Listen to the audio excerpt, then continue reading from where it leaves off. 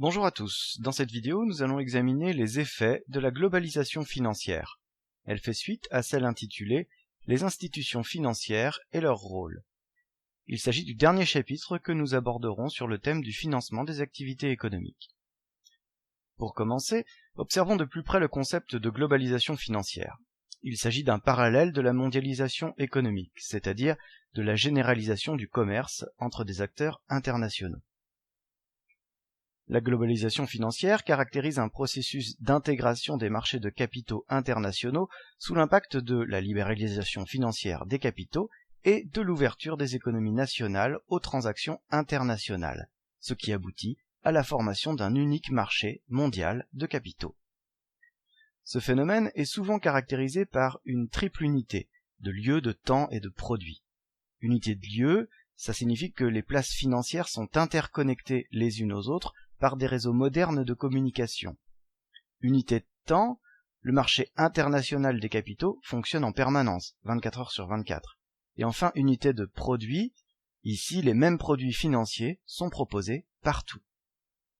Alors, pourquoi cette globalisation ? On répond à cette question par ce qu'on appelle les 3 D. Durant les années 80, les marchés de capitaux ont connu 3 grandes transformations, les fameux 3D.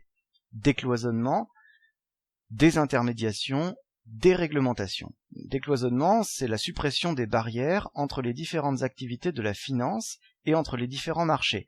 C'est-à-dire qu'il n'y a plus de séparation entre les banques d'affaires et les banques de dépôt, par exemple. Désintermédiation, ça signifie que les agents à besoin de financement ont moins recours au crédit bancaire et se financent de plus en plus sur les marchés de capitaux. Et enfin, déréglementation, c'est l'intermédiation financière qui est moins contrainte qu'auparavant, moins de règles. Il y a une forme de suppression de l'encadrement du crédit, une libéralisation des mouvements de capitaux. Parlons maintenant des objectifs de cette globalisation.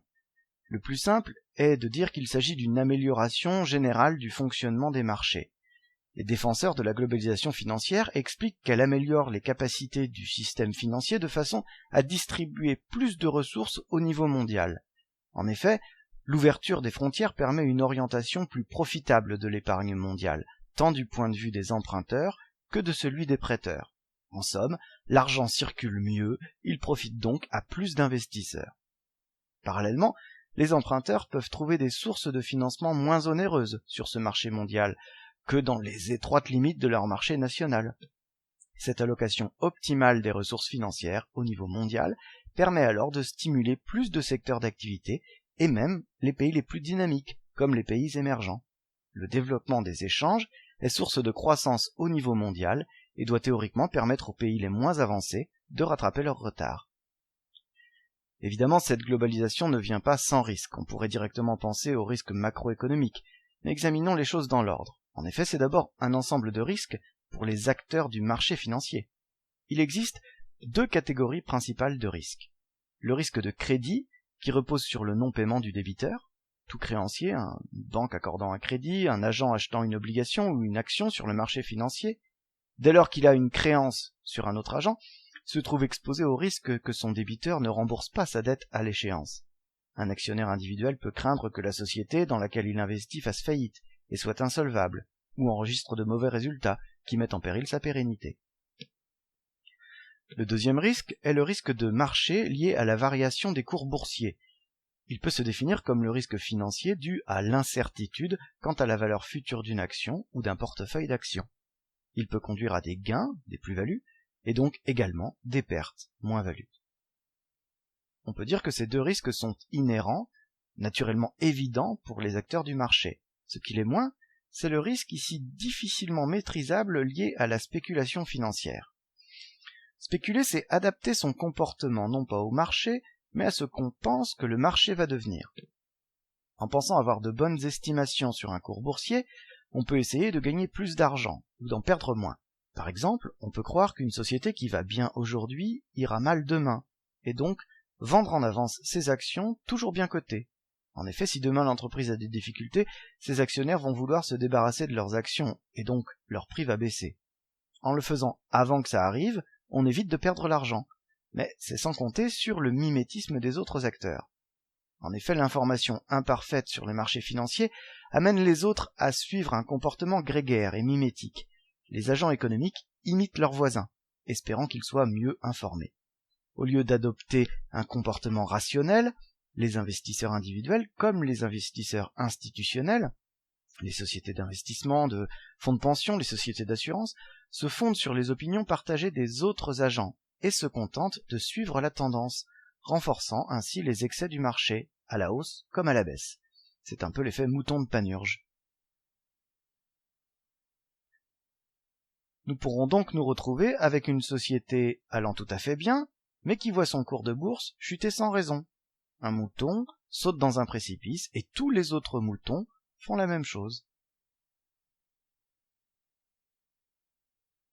Le principal risque des marchés financiers vient donc de la déconnexion entre la valeur réelle des actifs et leur valeur marchande, suite à ces comportements moutonniers qui font grimper anormalement les cours de titres financiers, aboutissant à la formation de bulles financières.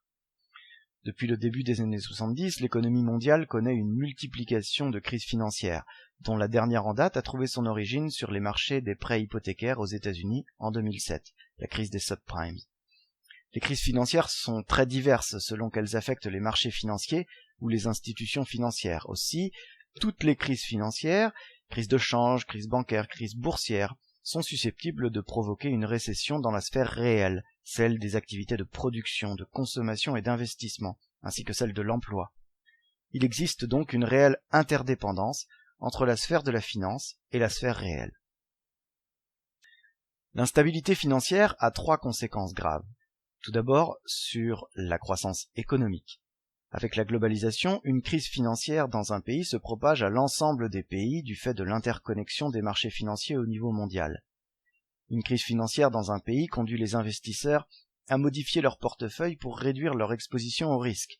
Ils chercheront à vendre leurs titres. Leur comportement peut également se manifester à travers le processus de fuite vers la qualité. Ils retirent massivement leurs capitaux de peur que les marchés ne s'effondrent davantage, pour investir sur des places financières jugées plus sûres, renforçant dans un premier temps la chute des cours dans le pays d'origine. Ces actions ont bien entendu des conséquences sur la croissance économique mondiale, puisque de nombreuses entreprises utilisent de plus en plus les marchés financiers pour investir et produire.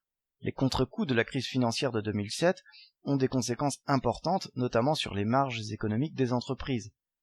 Autant les grands groupes ont pu tirer leur épingle du jeu, autant les petites et moyennes entreprises sont fortement touchées par l'instabilité des marchés et la réticence des banques à octroyer des prêts pour redémarrer. Dans ce contexte difficile, le chômage et la baisse de la demande ont eu des conséquences sur l'économie réelle et la croissance économique. Deuxième conséquence, sur le marché international.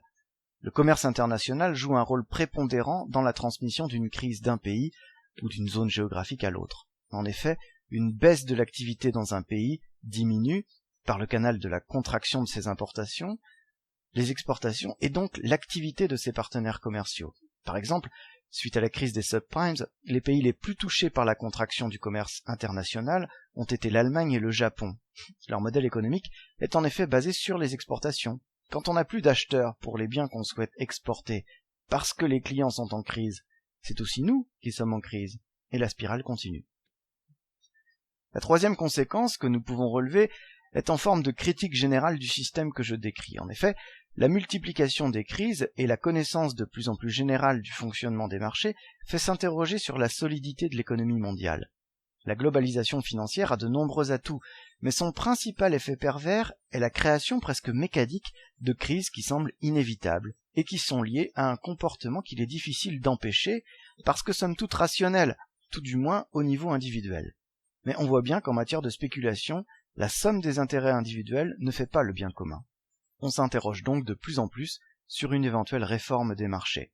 Mais quel pouvoir peut disposer d'une légitimité assez grande pour tenter d'imposer un cadre à un marché mondial? Malgré de nombreuses tentatives, la question ne trouve pas de réponse pour l'instant. Voilà, cette présentation est maintenant terminée, je vous souhaite de bonnes révisions et à bientôt dans une nouvelle vidéo.